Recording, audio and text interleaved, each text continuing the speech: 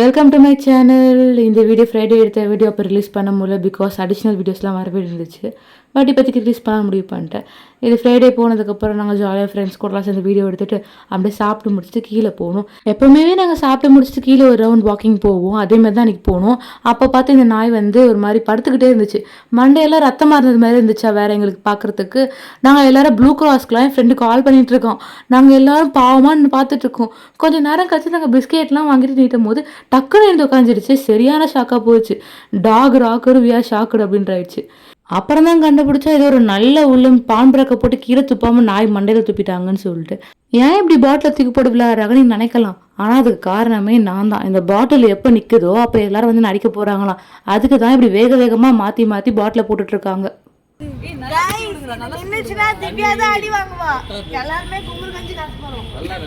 எல்லாரும் நினைப்பீங்க இவன் டயர்டாக தண்ணி குடிக்கிறான்னு. அதுதான் இல்லை, பாட்டில் ஃபுல்லாக அதான் நிற்க மாட்டேதாமா. அதான் தண்ணி குடிச்சிட்டு கீழே போட போகிறான். இந்த நல்ல ஒன்று தான் நாய்க்கு அடிபிடிச்சுன்னு தெரியுமே ப்ளூ கிராஸ்க்கு ஃபோன் பண்ணுவேன்.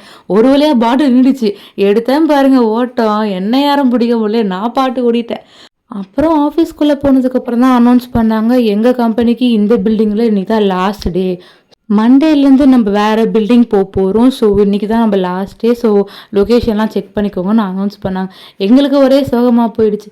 பிகாஸ் இந்த இடத்துல நாங்கள் 3 months கிட்ட தான் இருந்திருப்போம். அதுவும் கம்மி தான் நினைக்கிறேன். 3 months கூட நாங்கள் இல்லை.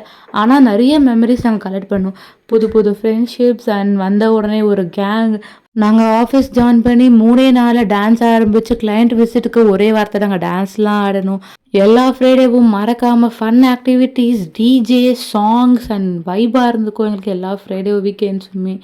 அப்புறம் இந்த கேஃப்டேரியாஸ், இந்த வேஸ்ட் நாங்கள் நடந்தது, விளாட்னது, டான்ஸ் ஆடினது, கீழே விழுந்து வாரின மூமெண்ட்ஸ் கூட நிறையவே இருக்குது எங்களுக்கு.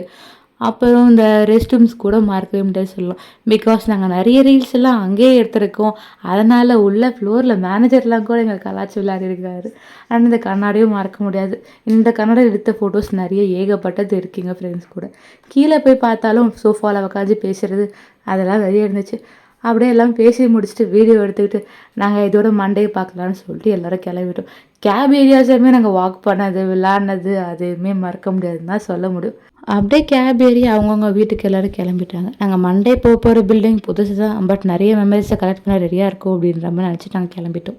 தேங்க்ஸ் ஃபார் வாட்சிங் my video and two subscribe.